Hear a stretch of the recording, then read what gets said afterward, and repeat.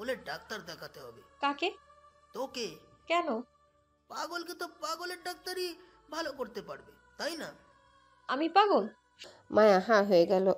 তা না হলে কেউ ঘরের ভেতরে ভূত দেখে? সত্যি বলছি। চোখে ঘুম ছিল তাই ভুল দেখেছিস। তাহলে জলের কল কে ছাড়লো? তুই দেশে আসার আগ পর্যন্ত ঘরটা বন্ধ ছিল। বাথরুমের কলে একটু সমস্যা ছিল, সারানো হয়নি, মনেও ছিল না, তাই মাঝে মধ্যে একাই জল পড়ে। তাহলে বিছানা থেকে কম্বল কিভাবে পড়ে গেল? আমি তো ফেলিনি। হয়তো তুই যখন নিচে নেমেছিলিস তখন তোর গায়ে বেঁধে পড়ে আছে, তুই দেখিসনি। মায়া নিজের মনের ভুল বলে ধরে নিল। রাফিদের ব্যাখ্যাগুলো যুক্তিসঙ্গত এবং সত্য। মায়া মনে মনে স্বীকার করে, কিন্তু ভেতর থেকে ভয় যায়নি। রাফিদ সিগারেট টানা শেষ করে শেষ খণ্ডিত অংশটি বারান্দা থেকে ফেলে দেয়। আচ্ছা, তুমি আমার ঘরে কেন আসলে এই সময়? মায়া হঠাৎ নীরব কণ্ঠে প্রশ্ন করল। তুই থেকে তুমিতে চলে গেলি, হঠাৎ কি হলো? বলো না। দেখতে আসছিলাম তোকে, জ্বর কমলো কিনা। কমেছে, তবে পুরোপুরি না, শরীরটা এখনো গরম। কই দেখি। রাফিদ কপালে হাত দিয়ে দেখল আসলেই গরম। তুই শুয়ে পড়, ঘুমিয়ে পড়লে শরীরটা ভালো লাগবে। মায়া এখন শুয়ে পড়লে রাফিদ চলে যাবে, তারপর যদি ভূতটা আবার আসে। মাত্রই ভেবেছে ভূত টুত বলে কিছু হয় না, সব মনের ভুল। কিন্তু এখন আবার মনে হচ্ছে ভূত আছে, রাফিদ চলে গেলেই আসবে। রাফিদকে যেভাবে হোক মায়ার আটকাতে হবে। ভাই, এক কথা জিজ্ঞেস করবো? আবার অনুমতি চাইছিস? তুমি বিয়ে কবে করবে? আবার অনুমতি চাইছিস? অমিত, বিয়ে করব না। আরে সব ফালতু কথা বাদ দে, নে শুয়ে পড়।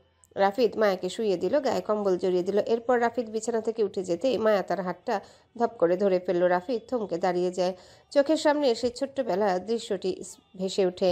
কোথাও নির্জন পরিবেশে দুজন খেলছিল, তখন রাফিদ তার কাছে চলে আসতে চাইলে পেছন থেকে এভাবে হাতটা সেদিন ধরে বলেছিল, আমাকে একা রেখে যেও না ভাইয়া, আমায় একা রেখে যেও না ভাইয়া, ভয় করছে আমার।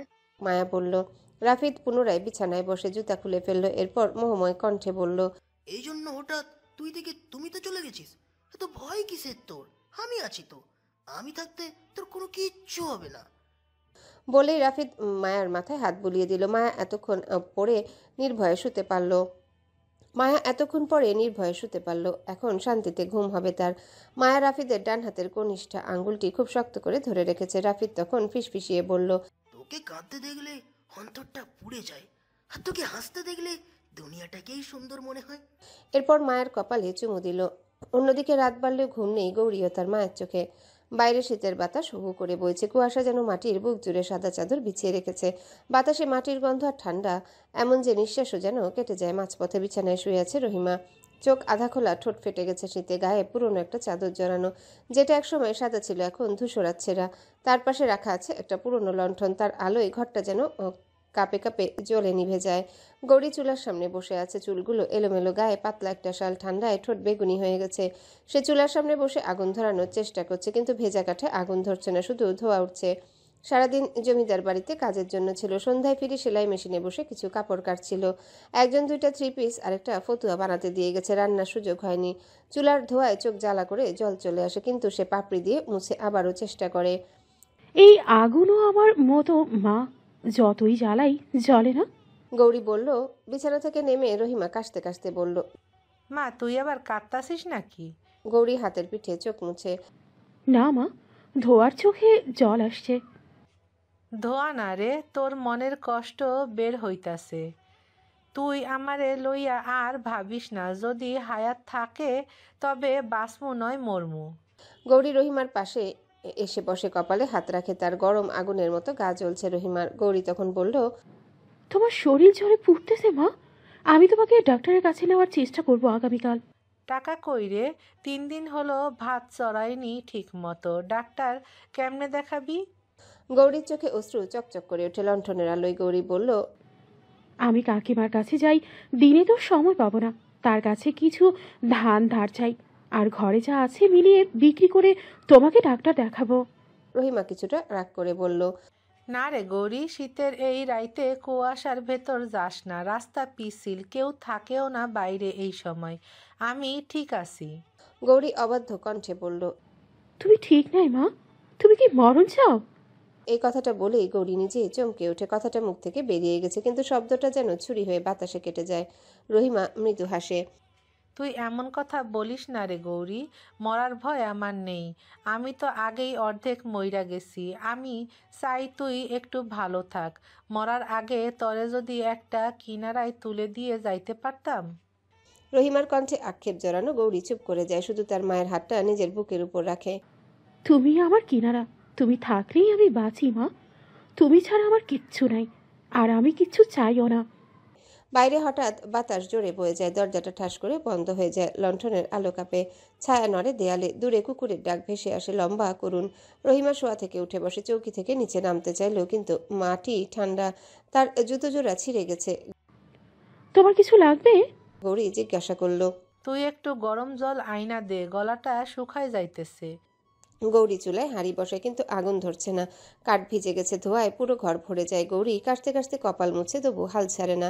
একটু আগুন ধরতে এসে হাঁড়িটা বসিয়ে দেয়। জল গরম হতে থাকে, আর সে তার মায়ের দিকে তাকিয়ে থাকে। রহিমা চোখ বন্ধ করে ফিসফিস করে বলে, গৌরী, মনে আছে তুই ছোট্ট থাকতে তরে পিঠা খাওয়াইতাম? এই সময় পিঠার গন্ধে পুরা বাড়ি ভরপুর থাকতো। গৌরী হেসে চোখ মুছে বলে, তুমি থাকলে আবারও সেই পিঠার গন্ধ হবে মা।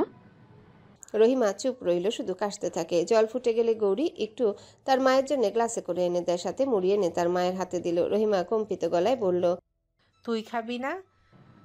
তোমার পরে খাবো মা। তুই সবসময় এমন বলিস, তোর পেটেও তো আগুন জ্বলে। গৌরী মিথ্যা হাসার চেষ্টা করে বলল, আমার পেটের আগুন ঠান্ডা, তোমার শরীরেরটা আগে নেভাতে হবে। রহিমা চোখ বন্ধ করে, কণ্ঠ আরো নিচু হয়ে আসে। তুই যদি একদিন মানুষ হইতি, আমি শান্তি পাইতাম রে। তোর সুবুদ্ধি আছে, মুখশ্রী ভালো, যদি একটু পড়াতে পারতাম। গৌরী বলল, আমি পড়বো না মা, পড়লে পেটে ভাত আসবে না। রহিমা দীর্ঘশ্বাস ফেলে। বাইরে শীতের হাওয়া ছাদের ফাঁক দিয়ে ঢুকে আসে, লণ্ঠনের শিখা কাঁপে, যেন ভয়ে নিভে যাবে।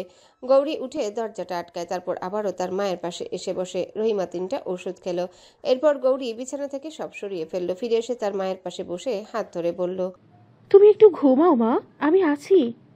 রহিমা দুর্বল কণ্ঠে বলল, তুই যদি না থাকো আমি ঘুমাই কেমনে রে? আমি আছি তো মা, তোমায় ছাড়বো না মা। রহিমা আর কিছু বলে না, শুধু নিঃশ্বাসে হালকা কাশি মিশে যায়। গৌরী তার মায়ের কপালে চুমু খায়, তারপর মাথা রেখে পাশে শয়। বাইরে তখন কুয়াশা ঘন হয়ে গেছে, দূরে গাছের মাথা পর্যন্ত দেখা যায় না। শীতের কামড়ে গৌরীর আঙ্গুল অবশ, তবু সে মায়ের হাত শক্ত করে ধরে আছে, যেন ছেড়ে দিলেই মাটি ফেটে তার ভিতর চলে যাবে। হঠাৎ লণ্ঠনের শিখা নিভে যায়, ঘরটা অন্ধকার, শুধু কুয়াশার মধ্যে বাতাসের গর্জন আর তার মায়ের নিঃশ্বাসের শব্দ। রহিমা ফিসফিসিয়ে বলল, মালকিন যদি বেতন দেয় তাইলে আমারে একজোড়া জুতা কিনা দিস, ঠান্ডায় মাটিতে পা রাখন যায় না। এনে দিব মা। কিছুক্ষণ পরে ঘরে নিস্তব্ধতা। গৌরীর চোখের জল গড়িয়ে পড়ে তার মায়ের আঁচলে। লণ্ঠনে নিভে যাওয়ার ঘরে গৌরীর কান্নার শব্দ মিশে যায় শীতের বাতাসে। পুরো আলিমনগর ঘুমিয়ে আছে এখন, কিন্তু একটা মাটির ঘরে একটা মেয়ে জেগে আছে। গৌরী একটু পরপর মা নিঃশ্বাস নিচ্ছে কিনা দেখছে। নিঃশ্বাস নিচ্ছে দেখে গৌরী স্বস্তি পায়। তার কপালে হাত রেখে জ্বর দেখলো, জ্বর কমেছে কিছুটা। গৌরী অশ্রুসিক্ত নয়নে ফিসফিস করে মাথা নিচু করে বলছিল, তুমি ঘুমাও মা, আমি তোমাকে ছাড়বো না কোনোদিন। ভোরবেলা পূর্ব আকাশের দিগন্ত রেখা তখন ম্লান নীল থেকে ধীরে ধীরে হালকা কমলায় রং নিচ্ছে। বাতাসে শিশিরের নরম গন্ধ, মাটির গন্ধে মিশে আছে এক অদ্ভুত প্রশান্তি। দূরে পাখিরা কিচিরমিচির করে নতুন দিনের আগমন ঘোষণা দিচ্ছে। চৌধুরী নিবাসনের দোতলায় ঘরে ঘুম ভাঙল মীরের। চোখ খুলতে জানালার ফাঁক দিয়ে আসা আলো পড়ল তার মুখে। হালকা হেসে মীর উঠে বসলো। মাথার কাছে রাখা ঘড়ির কাঁটা তখন 7টা ছুঁই ছুঁই। ঘরের ভিতরে হালকা ঠান্ডা বাতাসরা খেলছে পর্দায়। গা ঝাঁকে মীর উঠে দাঁড়ালো, মৃদু হাই তুলে জানালার বাইরে তাকালো। দূরের তালগাছগুলোর মাথা কুয়াশায় ঢেকে গেছে, পাখির ঝাঁক উড়ে যাচ্ছে পশ্চিম দিকে। তার মনে পড়ল গত রাতে মায়ার জ্বর কমেছিল কিনা দেখতে পারিনি। হঠাৎ যেন এক ধরনের চিন্তা কাজ করলো তার ভিতরে। নিঃশব্দে চাদরটা কাঁধে ফেলে দরজার কাছে গেল মীর। এরপর দাঁড়িয়ে পড়ল। ঘুরে একবার আহিরের হাতের দিকে দেখলো, রাতে দুজন একসাথে ছিল। এরপর চলে যায় মায়ার ঘরের দিকে। মায়া ঘরের দরজার সামনে এসে থামলো। ভেতর থেকে খুব হালকা শ্বাসের শব্দ আসছে। দরজার ফাঁক দিয়ে চোখ রাখতেই দেখলো জানালার আলো পড়েছে ঘরের এক কোণে। মায়া চুপচাপ ঘুমিয়ে আছে, পাশে রাফিদ আধ ঘুমে, হয়তো সারা রাত জেগেছিল বোনটার পাশে। মায়া রাফিদের আঙ্গুল ধরে রেখেছে, যেভাবে ছোট বাচ্চারা ধরে রাখে। মীর এক মুহূর্তের জন্য চুপ করে তাকিয়ে রইল। তার মুখে একরাশ কোমলতা ভেসে উঠল। চুপিসারে নিজের মনে বলল, জ্বর কমে গেছে বোধহয়, ভাই যেহেতু পাশে, ভালোই। তারপর মৃদু হেসে দরজার ফাঁক আস্তে বন্ধ করে দিল। কোনো শব্দ না করে ঘুরে দাঁড়ালো। আজ মায়াকে আর বিরক্ত করা যাবে না, এই ভাবনা নিয়ে ধীরে ধীরে প্রাঙ্গণের দিকে হাঁটল মীর। বাইরে তখন সকাল পুরোপুরি জেগে উঠেছে। চণ্ডীবটের নিচে এক বৃদ্ধ কাজের লোক উঠোন ঝাড়ছে। বাতাসে মৃদু ধুলো উঠছে। উঠানের পাশের নলকূপে একজন বালতি ভরছে, জল পড়ছে টুপটুপ শব্দ করে। পুকুর পাড়ে দাসীরা আছে, তারা মূলত সমস্ত অনুচারীদের জন্য রান্না বান্না করে। মীরের চোখ পড়ল অশ্বশালার দিকে। সেখানে তার প্রিয় অশ্ব অগ্নিল বাঁধা। কালো রঙে সেই অশ্ব যেন সূর্যের আলোয় চকচক করছে।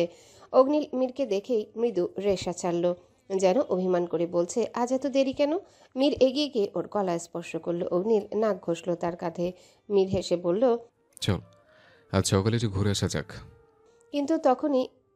কিন্তু এখনই তার অশ্বে চড়া ঠিক হবে না। মায়ের কথা মনে পড়লো আবার, তবুও অশ্বের গায়ে হাত বুলিয়ে দিল যত্ন করে। তারপর একখানা কাপড়ে অগ্নিলে চোখ মুখ মুছে দিল। জল ভর্তি বালতি থেকে একটু জল খেতে দিল। আকাশের রং তখন আরো উজ্জ্বল হয়েছে। বাড়ির ছাদে কয়েকটা পায়রা বসে আছে। দিগন্তে সূর্যের প্রথম গোলক দেখা দিচ্ছে। মীর একটু দূরে দাঁড়িয়ে দেখলো কুয়াশার চাদর সরছে ধীরে ধীরে। গ্রামটা যেন ঘুম থেকে জেগে উঠছে নতুন দিনের সুরে। রান্নার গন্ধ ভেসে আসছে বাতাসে। মীর গভীরভাবে শ্বাস নিল, যেন এই নীরব সকাল, এই আলো, এই কুয়াশা সবই তাকে এক অদ্ভুত শান্তি দিচ্ছে। হঠাৎ পেছন থেকে ডাক এলো, বাবু চা দিব? মীর ঘুরে দেখলো বুলবুল। মীর হেসে বলল, না, বুলবুল এখনই নয়, আগে একটু হাঁটতে যাব। তারপর আস্তে আস্তে পায়ে পায়ে পুকুর ঘাটের দিকে রওনা দিল। জলচর পাখিরা তখন ডানা ভিজিয়ে খেলছে। পুকুরের জলে সূর্যের প্রতিফলন কাঁপছে হালকা ঢেউয়ে। মীর থেমে দাঁড়ালো, তার চোখে একরাশ নীরবতা। বাতাসে তার চুল এলোমেলো হয়ে গেল। দিগন্তের দিকে তাকিয়ে মীর মৃদুস্বরে বলল, আজ দিনটা ভালো যাবে নিশ্চয়ই। সকালে পাখিরা তার কথার উত্তর দিল যেন সুরে সুর মিলিয়ে। তার অগ্নিল দূর থেকে একবার রেশা ছেড়ে যেন জানিয়ে দিল, আমি আছি মীর। মীর হাসে। মীর তখন দেখলো বাড়ির ভিতরে একটা মেয়ে প্রবেশ করছে। তার মাথায় দীর্ঘ কাপড় টানা। মীর গৌরীকে সন্দেহ করে দ্রুত হেঁটে তার কাছে আসে। গৌরী দাঁড়িয়ে যায়। মীর একবার এদিক ওদিক তাকিয়ে দেখলো, এবার প্রশ্ন করলো, তুমি নিশ্চয়ই গৌরী? গৌরী নিশ্চুপ। আচ্ছা, তোমার বাবা কিভাবে মারা গিয়েছিল? গৌরী এবার যেন একটু অস্বস্তিতে পড়ে গেল। দুহাত শক্ত করে নিজের পোশাক নিজে মুষ্টি করে ধরল। মীর দ্বিতীয়বার কিছু বলার আগে গৌরী বলল, আমার কাজ আছে, দেরি হলে মালকিন বকবেন। বলেই দ্রুত পায়ে হেঁটে চলে গেল ঘরের ভেতর। রান্নাঘরে শেফালি মাছ কাটছে, শালুকও আছে। গৌরী গিয়ে কাজে হাত লাগালো। শালুক তার দিকে তাকিয়ে বলল, তোর মায়ের এখন কি অবস্থা? শরীরটা ভালো? আগের মতোই আছে, আরেকবার ডাক্তার দেখানো উচিত। তাহলে দেখা। আপনি এই মাসের বেতনটা দিলেই দেখাবো। শালুক নিশ্চুপ রইল। তার হাতে চায়ের পাতিল ছিল। নিচু স্বরে গৌরীকে বলল, সবাইকে চা দিয়ে আয়, উপরে মায়াও আছে, ওকেও দিস। অতিথি আছে, তাদের দিতে ভুলিস না আবার। গৌরী মাথা আওড়ালো। আচ্ছা। গৌরী চা হাতে নিয়ে দোতলায় গেল। বাড়ির লোক অতিথি কোন দিকের ঘরে থাকে সে জানে না। স্থির হয়ে দাঁড়িয়ে একদিকে চলে গেল। একটা ঘরের সামনে গিয়ে দাঁড়ায়। ঘরের দরজাটা হাট করে খোলা ছিল। গৌরী ভেতরে প্রবেশ করে। টেবিলের উপর চায়ের ট্রে রাখলো। এক কাপ চা হাতে নিয়ে বিছানার দিকে ঘুরে তাকালো। আহির ঘুমাচ্ছে চিত হয়ে। ডান হাতটা সোজা করে রাখা, গায়ে কম্বল। গৌরী চিনতে পারে। চায়ের কাপটা সে হাত থেকে রেখে দেয়। এরপর সোজা চলে যায় রান্নাঘরে। কিছু চা পাতা বেটে নিল, কুসুম গরম জল নিল। এরপর পুনরায় আহিরের ঘরে চলে আসে। ধীর স্থিরভাবে আহিরের হাতের পট্টি খুলে দেয়। ক্ষতস্থানটি পুনরায় পরিষ্কার করে দিল। বেটে আনা চা পাতা ক্ষতস্থানে দিল। পুনরায় পট্টি বেঁধে দিল। গৌরী মনে মনে বলল, নিশ্চয়ই বাড়ির অতিথি, খেয়াল রাখার মতো বোধহয় কেউ নেই, সবাই তো ব্যস্ত। এক কাপ চা টেবিলে রাখলো। বাকি চা ট্রেতে করে নিয়ে চলে যেতে পেছন থেকে মলিন কণ্ঠ ভেসে আসে, গৌরী, আমার ক্ষত বিখ্যাত জায়গাটা পূর্ণ করে দেওয়ার জন্য শুক্রিয়া। গৌরী থমকে দাঁড়িয়ে পড়ল। আহির সজাগ। এতক্ষণ সবকিছু টের পেয়েছে। গৌরী বুঝতে পারল না।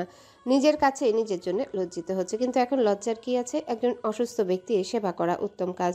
গৌরী ঘর থেকে চলে যেতে চাইল। আহির ফের দাঁড় করিয়ে বলল, আমার হাতে পট্টি ভালো করে পেঁচানো হয়নি, খুলে যাবে, এটা ঠিক করে দিয়ে যাও। গৌরী দাঁতে দাঁত চেপে ঘুরে তাকালো। ট্রেটা রাখলো।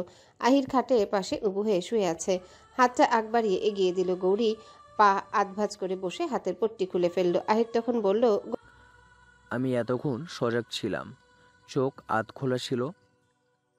তোমাকে আমি আগেই দেখেছি, বাধা দেয়নি, ভালোই লাগছিল আমার যত্ন। গৌরী চুপচাপ তার কাজ করলো। আহিরের কোনো কথার প্রতিক্রিয়া করলো না। গৌরী উঠে দাঁড়ালো যাওয়ার জন্যে। আহির শোয়া থেকে উঠে দাঁড়ালো। গৌরীর সামনে দাঁড়িয়ে বলল, তুমি কথা বলতে পারো না? গৌরী পাশ কেটে যেতে চাইল। আহির হাত বাড়িয়ে বাধা দেয়। জবাব না দিয়ে কোথায় যাচ্ছ? তুমি সত্যি কথা বলতে পারো না? কোনো জবাব নেই গৌরীর। গৌরী এবারও চুপচাপ। আহির পুনরায় বলল। গৌরী চলে যায়। আহির একা একা হাসল। সকাল গড়িয়ে যায়। মায়া ঘুম থেকে উঠেছে বেশ কিছুক্ষণ। রাফিদ উঠিয়েছিল। শেফালি এসে গরম দুধ আর রুটি সাথে ভিজিয়ে দিয়ে দিয়েছিল সকালের খাবার। তার মনটা উদাসীন। সে জানে পুরোপুরি সেরে উঠলেই বিয়ের আয়োজন শুরু হবে। তাকে একজন অজানা ব্যক্তির হাতে তুলে দেওয়া হবে। ইচ্ছে না থাকা সত্ত্বেও এই বিয়েতে তাকে রাজি হতেই হবে। তার ঘরের দরজাটা খোলা ছিল। গৌরী অনুমতি নিয়ে প্রবেশ করলো। মায়া গৌরীকে দেখে বলল, তুই এখানে? মায়ের শরীরটা ভালো না, তাই আমাকেই আসতে হলো। শুনেছি তোর শরীর ভালো না, এখন কি অবস্থা? ঠিক আছে। দেখে মনে হচ্ছে অনেকদিন ঘর থেকে বের হোস না। চল বাইরে থেকে ঘুরে আসবি। কোথায় যাব? কোথায় আর? পুকুর পাড়ে। মায়া রাজি হলো। দুজনে পুকুর পাড়ে গেল। পুকুর জলে হাঁস মনের আনন্দে সাঁতার কাটছে। নীরব জল ওদের সাঁতারে ঢেউ তুলছে। সূর্যের কিরণ পড়ছে জলে, যা জল থেকে তার আলো প্রতিফলিত হলো গৌরীর মুখে। দৃশ্যটি দেখলো আহির। আহির, রাফিদ, মীর পুকুর পাড়ে একটা পাথরের বেঞ্চে বসে আছে। তিনজনের হাতে সিগারেট। গৌরীকে দেখে আহির সিগারেট ফেলে দেয়। মায়া পুকুর ঘাটে শেষ সিঁড়িতে নামলো। গৌরী উপরে দাঁড়িয়ে রইল। আহির তখন মীরকে নিয়ে পুকুর ঘাটে উপস্থিত হয়। গৌরীকে শুনিয়ে শুনিয়ে সে এটা ওটা বলতে থাকলো, কিন্তু মীর সেসব না শুনে মায়ার দিকে দেখছে। তখন মায়া শরীরের অবস্থা জানার জন্য তার ঘরে যেতে চাইলে থমাস তার সামনে উপস্থিত হয়। মীরের সাথে কথা আছে বলে দূরে নিয়ে যায়। অতঃপর এখন দেখছে মায়াকে। হাস্যোজ্জ্বল মুক্তা, জ্বর নেই বলে ধরে নিল মীর। আহির এটা ওটা বলতে বলতে পেছনে সরতে থাকলো বেখেয়ালিভাবে। ঘাটের উপর থেকে নিচে সিঁড়ি বেয়ে গেছে। আহির আর একটু পেছনে গেলেই পড়ে যাবে। মীর মায়ার দিক থেকে দৃষ্টি সরিয়ে আহিরের দিকে নিতেই সে পা পিছলে পড়ে যেতে গৌরী চেঁচিয়ে হাত এগিয়ে বলল। মীর ধরে ফেলে আহিরের হাতটি। মায়া আতঙ্কিত হয়ে উঠল। রাফিদ দৌড়ে আসে। আহির স্তব্ধ হয়ে গেল। মীর বলল, এখনই পড়ে যেতিস? মন থাকে কই? চল এখান থেকে। তারা তিনজন চলে যায়। আজ শুক্রবার, জুম্মার দিন। জোহরের আজান এখনো পড়েনি। আজান দিতে দিতে এখনো 15 মিনিটের মতো বাকি। শুক্রবার বলে আহির আজ বাইরে বের হয়নি তদন্ত করার জন্যে। চৌধুরী বাড়ির ছাদে তারা আড্ডা দিচ্ছে। রাফিদ রেলিং ধরে প্রকৃতি দেখছে। আহিরের বেতে চেয়ারে বসা।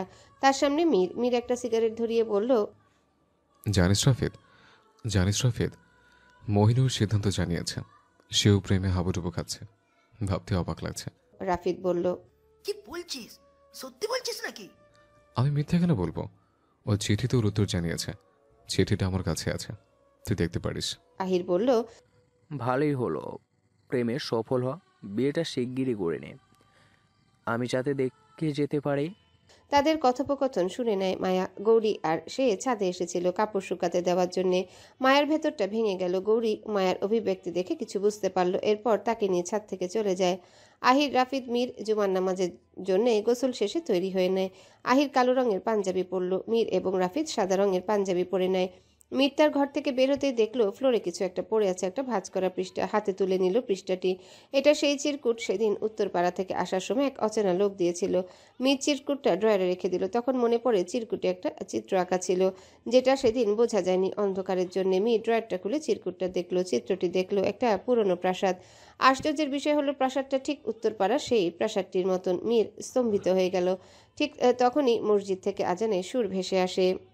জুমার নামাজ শেষে সবাই সরু পথ ধরে বাড়ি ফিরছে। রাফিদ, মীর ও আহির সবাই এক পোশাকে, পাঞ্জাবি। সকলের মাথায় সাদা টুপি, কিন্তু আহিরের মাথায় একটা রুমাল বাঁধা, সাদা রঙের রুমাল।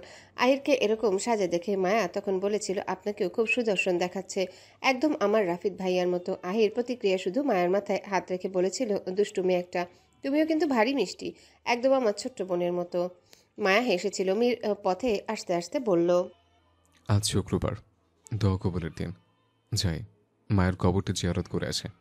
রাফিদ এবং আহির তার রেস্টুরেন্টে বলল, আমরাও যাব। বলেই তিনজন জমিদারদের পারিবারিক কবরস্থানের দিকে হাঁটলো। কবরস্থানের ভেতরে জুতা খুলে তিনজনই ভেতরে প্রবেশ করে। মীরসহ সকলে কবর জিয়ারত করে। মীরের চোখ থেকে জল গড়িয়ে পড়ল। এটাই কি এ প্রকৃতির নিয়ম? মানুষ তার স্মৃতি রেখে দুনিয়া থেকে বিদায় নিয়ে চলে যাবে। কেন দুনিয়ার সময়টা আর একটু দীর্ঘ হয় না? প্রশ্নটা যেন মীরের মনে ঘুরপাক খাচ্ছিল। জিয়ারত শেষে তারা বাড়ির উদ্দেশ্যে রওনা হয়। পথের দুই ধারে ধান ক্ষেত, ধানের ঝিরিঝিরি শব্দ ভেসে আসছে। কিছু ধান পেকে হলদে ভাব হয়ে গেছে। কিছু পাখিরা দল বেঁধে উঠছে। পাড়ার ছেলেরা দৌড়ে দৌড়ে খেলা করছে। আহির এবং মীরের কাছে প্রতিটা দৃশ্যই যেন মনোমুগ্ধকর মনে হলো। মীর বলল, ইচ্ছে করছে সারাটা জীবন এখানেই থেকে যায়। রাফিদ মীরের রেস্ট টেনে বলল, মীর, তোকে এখানে থাকতে তো কেউ বারণ করেনি, থেকে যা। হেসে জবাব দিল। ইচ্ছে করছে সারাটা জীবন এখানে থেকে যায়। ইদানিং মনে হচ্ছে সময়টা ঘনিয়ে এসছে, আলিমনগর নয়, দুনিয়া থেকে চলে যেতে পারি। বলেই মৃদু হাসে, কিন্তু রাফিদের কাছে বাক্যটি ভালো লাগেনি। আহির মীরের দিকে তাকিয়ে বলল, আমার বন্ধু, আমাদের বন্ধুত্ব এর পথ চলা সবে শুরু হয়েছে। একসাথে আমরা অনেক পথ চলবো, অনেক ইচ্ছে আছে। আর তুই এসব বলছিস? মীর বলল, তোদের দেখছি রসিকতা করে কোনো কথা বলা যাবে না। কথা বলতে বলতে তারা বাড়িতে পৌঁছে যায়। আমজাদ চৌধুরী বেশ উদ্ভ্রান্ত হয়ে বসে আছে বৈঠকখানায়, তার সাথে থমাসন। রাফিদ ও আহির এসেও তাদের সাথে যোগদান দিল। আহির যেন একটু সময় পেল আমজাদকে কিছু জিজ্ঞাসাবাদ করার। আমজাদও কদিন ধরে মিলনের বিষয়টা নিয়ে চিন্তিত। আহির ও রাফিদ তাদের সাথে আলাপ আলোচনায় মশগুল হলো, কিন্তু মীর সেখান থেকে চলে যায়। সিঁড়ি বেয়ে দোতলার দিকে উঠতেই সামনে পড়ে মায়া। মায়া আজ শাড়ি পরেছে, আকাশি রঙের শাড়ি, সাথে চুলগুলো খোলা রেখেছে, কপালে ছোট্ট একটা টিপ, মুখশ্রী বেশ উজ্জ্বল দেখালো। মীর চোখ তুলে তাকালো মায়ার দিকে, দুজনে মুখোমুখি। মীর মলিন কণ্ঠের সাথে রসিকতা টেনে বলল, রূপসীর রূপ যে মাশাআল্লাহ, দেখতেই বলতে ইচ্ছে করে সুবহানাল্লাহ। মস্করা করছেন? আল্লাহর সৃষ্টি নিয়ে কেউ মস্করা করে? পাপ হয়। আপনি তো মেয়েদের মন নিয়ে রং তামাশা করেন, তাতে পাপ হয় না? মোটেই না, আমি কখনো একাধিক মেয়েদের মন নিয়ে খেলা করিনি। সত্যি কথা বলতে আমার জীবনে আমি 5 জন নারীর সাথে কথা বলেছি। মায়া শান্ত স্বরে বলল, হিসেব আছে দেখছি। বরাবরই আমি হিসেবে পাকা। তা 5 জন নারীর মধ্যে তারা কারা? মীর বলল, একজন আমার মা, একজন ছোট্ট মা, একজন দাদি, আর একজন তুমি। মায়া ভ্রু কুঞ্চিত করলো।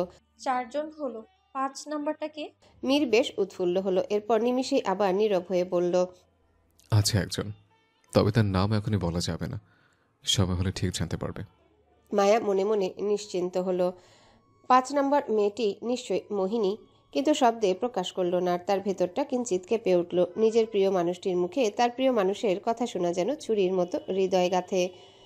মায়াকে চুপচাপ দেখে মীর বলল, কি হলো, চুপ করে আছো কেন? মায়া এবার ক্ষিপ্ত হয়ে বলল, সেই কৈফিয়ত আপনাকে দিতে হবে না, সরুন সামনে থেকে। মীর বলল, সামনে থেকে সরবো কেন? পাশেই তো জায়গা আছে, ওখান থেকে যাও। দেখো আবার পড়ে যেও না, তাহলে ধরার জন্য তোমার স্বামী কিন্তু এখনো আসেনি। মায়া রাগে গজগজ করতে করতে বলল, আমি পড়ে গেলে সামনে নিতে পারবো। পারবেন রূপসী? মীর কথা শেষে থামাতেই মায়া পাশ কেটে যেতে চাইল। তখনই পা পিছলে মায়া পড়ে যেতে মীর ধরে ফেলে। মায়া বিমোহিত হয়ে উঠল। মীর মায়াকে সোজা করে দাঁড় করিয়ে মোহময় কণ্ঠে বলল, বললাম না নিজেকে সামনে নিতে পারবে না। মায়া দৃষ্টি এলোমেলো করে বৈঠকখানার দিকে দেখল। সবাই যে যার মতো কথা বলছে, তাদের দিকে কেউ ঘুরেও তাকায়নি। মায়া ভেবেছিল সবাই হয়তো তাকে আর মীরকে বিব্রতকর অবস্থায় দেখেছে, কিন্তু কেউ দেখেনি। এটাও কি সম্ভব? কারো নজর এদিকে আসলো না, নাকি তারা দেখেও না দেখার ভান করছে? মায়ার মনে হলো তারা অদৃশ্য একটা দেয়ালের মাঝে, যেখানে তাকে কেউ বিব্রতকর অবস্থায় দেখে না, অথচ তার ধারণা সবাই দেখে। কিন্তু কোনো এক কারণে সবাই চুপ থাকে, এর কোনো ব্যাখ্যা সে পেল না। আহির তার হাতের পট্টি খুলে ফেলেছে, যন্ত্রণা নেই এখন আর। তাকে বের হতে হবে সত্যের সন্ধানে। মিলনকে কারা হত্যা করেছে এর সত্যটা তাকে বের করতে হবে। সন্দেহের চোখে প্রথমেই আমজাদ এবং তার বাড়ির সকলে। রাফিদকেও সন্দেহ করছে আহির, তবে এখন পর্যন্ত উপযুক্ত কোনো তথ্য সে পায়নি। বিকেলের দিকে সে অশ্ব নিয়ে আলিমনগরের আনাচে কানাচে চলে যায়। সবকিছু বেশ তাৎপর্যপূর্ণভাবে দেখছে। সংবিধানের ভাষায় বহু বিখ্যাত একটা উক্তি আছে, অপরাধী যতই চালাক হোক না কেন, অপরাধ শেষে প্রমাণ সে রেখে যায়। সেই প্রমাণের খোঁজে যেন আহির। শীতের সময় দিনের গতিটা যেন ক্ষুদ্রতম হয়। এই সকাল শুরু হলো তো এই শেষ। সূর্য হেলে পড়েছে পশ্চিমে। আহির ফোডরার আড়ালে থেকে পশ্চিম দেখলো। সূর্য বিদায় নিচ্ছে, আকাশের আড়ালে লুকিয়ে যাচ্ছে, যেমন সত্য লুকিয়ে যায় মিথ্যার আড়ালে। অশ্বের লাগাম টেনে জমিদারের তাঁত শাসার দিকে গেল। সবাই বাড়িতে চলে যাচ্ছে, ছুটি হয়েছে মাত্রই। আহির পুনরায় অশ্বের লাগাম টানলো। অশ্ব ছুটছে অজানা পথে। তখন আহিরের সামনে একটা গাড়ি এসে থামে। তারই গাড়ি। গাড়ি থেকে নেমে আসে তার সহকারী অরুণ। স্যার, আমি একটা তাজা খবর নিয়ে এসেছি। কি খবর শুনি? মিলনের লাশ ময়না তদন্তের জন্য নেওয়া হয়েছিল, তো রিপোর্ট এসেছে। কি এসেছে রিপোর্টে? আমরা যখন ওর লাশ পাই তখন ওর মুখটাই থেতলে ছিল, ভালোভাবে দেখতে পারিনি। রিপোর্টে এসেছে ওর চোখ দুটো উঠিয়ে ফেলা হয়েছে। কি বলছো? আয়ের স্তব্ধ, কেসটি আরো জটিল হয়ে গেল। হ্যাঁ স্যার, আহির আর কিছু বলল না। গভীর রাত, একটা মেয়ের চিৎকার, বন্ধ গুদামঘর। পরদিন সকালে একজন ছেলে নিথর দেহ পাওয়া যায়। আহিরের আগেও অনেক কেস সমাধান করেছে, মার্ডার কেস, তবে মিলনের মার্ডারটি বেশ আশ্চর্যজনক। চোখ উঠিয়ে নেওয়া হয়েছে। অরুণ বলল, স্যার, মিলনের চোখ সাথেই ছিল। এখানে বললে সাথে ছিল না। স্যার, আমি বলতে চাইছি, চোখ তুলে নিয়েছিল ঠিকই, কিন্তু যেদিন ওর লাশ পাওয়া যায় লাশের পাশে পড়েছিল। অরুণ চলে যায়। সন্ধ্যা ঘনিয়ে আসছে। আহির একটা টং দোকানে বসে চা চাইলো দোকানির কাছে। ততক্ষণে সে একটা নোটবুক বের করলো, কিছু লিখলো, যেন হিসেব মেলাচ্ছে। আহিরের তখন মনে হলো তাকে কেউ অনুসরণ করছে। ঘুরে তাকালো চারিপাশে। হেলে পড়া সূর্যের দিকে ঘুরে একজন দাঁড়িয়ে আছে বেশ কিছুটা দূরে। তার দৃষ্টি আহিরের দিকে। বেশ মোটা তাজা একজন লোক, সাথে একটা অশ্ব। আহির বিস্ময়কর হয়ে গেল। নিশ্চয়ই ইনি সাধারণ কেউ নন। গ্রামের সাধারণ মানুষের কাছে অশ্ব থাকাটা অসম্ভব, এবং নেই। তবে ইনিকে। আহির চায়ে চুমুক দিল, নোটবুক পকেটে রাখলো, চা অর্ধেক পান করলো, বাকিটা ফেলে দেয়। দোকানের পাওনা পরিশোধ করলো, এরপর সেখান থেকে বের হয়। অনুসরণ করা লোকটি তার অশ্বে চেপে বসলো, সাথে তিল ফলক। আহিরকে লক্ষ্য করে একটা তীর ছুড়ে, তীরটা এসে মাটিতে বিদ্ধ হয়। আহির তীরটার কাছে গেল, তীরটার সাথে একটা চিরকুট। সে খুলে দেখলো তাতে লেখা, নিশিরপুর কবরস্থানে আসো, আমাকে অনুসরণ করে সোজা চলে আসো। লোকটির দিকে ঘুরে তাকালো, লোকটা গায়েব। আহির হকচকিয়ে গেল। এরপর সে তড়িঘড়ি করে অশ্বপৃষ্ঠে চেপে বসে, তার সামনের দিকে পথে যেতে থাকে। নিশ্চয়ই লোকটি এই পথে গেছে। অজানা পথ, চারিপাশে শুধু গাছপালা, বাড়িঘর নেই, শুনশান। বেশ কিছু দূর যাওয়ার পর আহির থামলো। তার সামনে একটা কবরস্থান, নির্জন, নিহারিকা জায়গাটা এতটাই নিস্তব্ধ যে নিজের হৃদয়ের ধুকধুক শব্দ নিজের কানে এসে বিচ্ছে। আহির চোখ তুলে তাকায়, চারিদিকে কোথাও লোকটির ছায়া নেই। সে অশ্ব থেকে নেমে হেঁটে সামনে গেল। চারিদিকে কবর, কবরগুলো লতায় পাতায় পেঁচিয়ে গেছে। সামনে যেতে আহিরের সামনে পড়ল সেই অচেনা লোকটি। মাথায় পাগড়ি, তবে মুখ খোলা, শ্যামবর্ণ এর গায়ের রং। বৃদ্ধা হবে লোকটি, তবে বয়স আন্দাজ করা গেল না। লোকটার হাতে একটা মশাল। আহির জিজ্ঞাসা করলো, কে আপনি, আর এখানে কেন আমাকে আসতে বলেছেন? লোকটি নিরুত্তর। আহির বিরক্ত স্বরে আবারও জিজ্ঞাসা করলো, কি হলো, জবাব দিচ্ছেন না কেন? লোকটি তখন গম্ভীর মুখে বলল, এসো আমার সাথে। বলে একটা কবরের দিকে গেল। দাঁড়ালো কবরটার নিকট। আহির বিমোহিত হয়ে বলল, কার কবর? রশিদ তালুকদার এর। কে উনি, আর আমাকেই বা এসব বলছেন কেন? লোকটা বলল, এখানে রশিদ তালুকদার এর কবর এবং ওনার বংশের অনেকেরই কবর। তো আমার প্রশ্ন হলো, তার কন্যা ফারদিনা কোথায়? তার হবু স্বামী কোথায়? তাদের খোঁজ আজও কেন পাওয়া যায়নি? অবাক হলো। সেসব আমি কি করে জানবো? তুমি জানো না, তবে তোমাকে খুঁজে বের করতে হবে। আহির এবার বিরক্ত হলো। অদ্ভুত, এদের সম্পর্কে তো আমি কিছুই জানি না, খোঁজ কিভাবে করব? এদের সম্পর্কে জানতে হলে তোমাকে দ্য সাইলেন্ট ম্যানর বইটি পড়তে হবে। ওই বইটিতে সব আছে। দেরি করো না, যাও বইটা পড়ো আর এদের খুঁজে বের করো। আহির কয়েক সেকেন্ড চুপ থেকে বলল, বইটি তো অনেক আগের, তখনকার কেউ তো বেঁচে নেই। সেটা আমিও জানি, কেউ বেঁচে নেই। বেঁচে না থাক, লাশ তো থাকবে। আমার ওই লাশই চাই। আপনি তা দিয়ে কি করবেন? সমস্ত প্রশ্নের উত্তর আগামীকাল দেব। আগামীকাল দিঘির পাড়ে তোমার জন্য অপেক্ষা করব। আর আজ রাতের মধ্যেই বইটা পড়ো। বলেই লোকটি আহিরের হাতে মশালটি ধরিয়ে দিয়ে চলে যায়। আহির ঘন্টা দুয়েকের পরে জমিদার বাড়িতে পৌঁছে যায়। ঠান্ডা জলে হাত মুখ ধুয়ে বারান্দায় বসে পড়ে। পাশেই একটা টেবিলের উপর দ্য সাইলেন্ট ম্যানার বইটি রাখা। আহিরের দৃষ্টি গেল সেদিকে। বইটা হাতে নিল। তার ঘরে দরজা খোলা ছিল। মীর ও রাফিদ উপস্থিত হলো তার ঘরে। তারাও চেয়ার টেনে বসে। মীর বলল, হ্যালো বন্ধুরা, পরবর্তী পার্ট খুব তাড়াতাড়ি আসবে, তো সবাই অপেক্ষায় থাকো। আর চ্যানেলটি যারা এখনো সাবস্ক্রাইব করোনি তারা পরবর্তী পার্ট দেখার জন্য চ্যানেলটি সাবস্ক্রাইব করে রেখো। ধন্যবাদ সবাইকে, আমাদের সাথেই থেকো।